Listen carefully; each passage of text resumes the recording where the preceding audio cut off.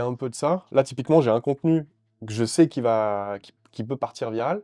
Ça fait 2 semaines que je commence à bosser dessus, mais il commence déjà en fait à pop-up sous une autre forme ailleurs. Donc du coup, je suis en train de me mettre un stress en mode putain, faut vite que je sorte cette vidéo parce que sinon ça va être dépassé. Donc ouais, là, on est un peu dans la, un peu dans la rat race, mais parce que mon contenu à la base, il est original dans ma tête, etc. Là, le dernier en robe, par exemple, sous ma vidéo, on me dit ouais, c'est une reprise des Inconnus. Bah, j'ai aucune idée de ce que c'était. Mais si on commence à s'arrêter, qu'est-ce qui a été fait, qu'est-ce qui n'a pas été fait, comment je me torture l'esprit pour regarder si machin il a déjà fait ou pas. On a fait une pub, le SAV des coachs et des thérapeutes. Et j'ai des gens qui ont commenté en m'accusant d'avoir plagié Hmm. un mec qui a fait ça il y a 6 mois. Donc j'ai répondu aux commentaires, je fais bah non, Omar Efrat, quoi. Enfin, juste, c'est. Mais les gens se rendent plus compte en fait, ils sont toute la journée en train de scroller. Ils n'ont pas tous la même culture, pas tous le même background. Et si moi je fais service après-vente bonjour, bah, s'ils n'ont pas la culture Omar Efrat de Canal+, bah, tout ce qu'ils savent, eux, c'est que j'ai copié un mec qui a fait ça il y a 3 mois. Je le dis comme ça, mais j'en ai 10 par jour, hein. Ah, t'as copié machin. Oui, qui a copié machin, qui a copié Oui, machin, qui a copié machin. là on a la même avec Michael Jackson, là, avec le moonwalk là. En fait, Ouais. on a de plus en plus de trucs d'avant où en fait, ah bah en fait non, c'est un plagieur.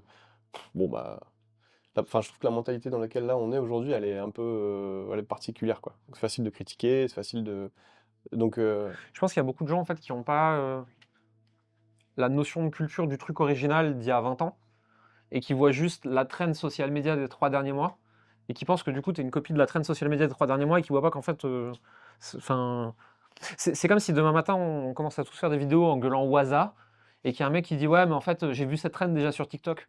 Oui bah moi je l'ai vu sur TF1 il y a 25 ans quoi. Enfin, quel est le sujet? Où veux-tu en venir? et après, vous pouvez pas être, enfin, vous pouvez pas plaire à tout le monde. Je sais pas s'il y en a qui galèrent un peu avec la création de contenu ou qui ont du mal à se mettre devant une caméra ou juste parler, qui veulent être tout parfait.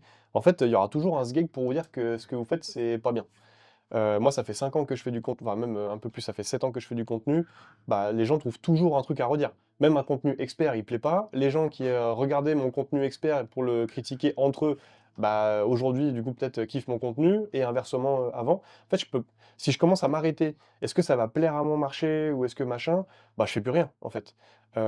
Donc, je le fais d'abord pour moi et parce que je sais que c'est ce que mon marché il a besoin.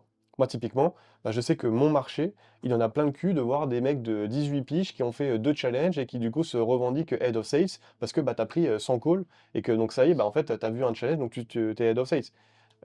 J'en ai plein qui en ont marre de voir les mêmes conseils de closer qui en fait font de la curation de contenu aux États-Unis, qui sont repris par X, Y, Z, alors qu'en fait sur le marché français, ça n'existe pas. J'ai un de mes concurrents qui vendait l'émotionnel à tire-larigot et qui en faisait son fonds de commerce. Je fais un webinaire pour expliquer qu'en fait l'émotionnel ça ne marche pas si on n'a pas de la logique. Le mec en fait il change son truc et il parle de logique. Et il me critique derrière sur les machins. Bah frère. Donc non, on peut pas s'arrêter en fait à ce que les gens pensent. Par contre, écoutez votre marché. Parlez avec les gens qui sont autour de vous. De quoi ils en ont marre? Qu'est-ce qui leur retient l'attention? Et comment vous pouvez leur parler différemment? Moi, les gens qui en ont marre d'entendre des conseils de closer, de closing et de machin, bah, c'est à l'appel. Et du coup, qu'est-ce qui vous parle? Qu'est-ce qui est différent? Et le plus marquant, c'est qu'est-ce que moi je vis dans mes coachings ou dans mes accompagnements avec les entrepreneurs, etc. Je prends juste ça, il n'y a que ça qui compte. Ça, c'est le terrain pur. C'est le format papy grincheux là qu'on a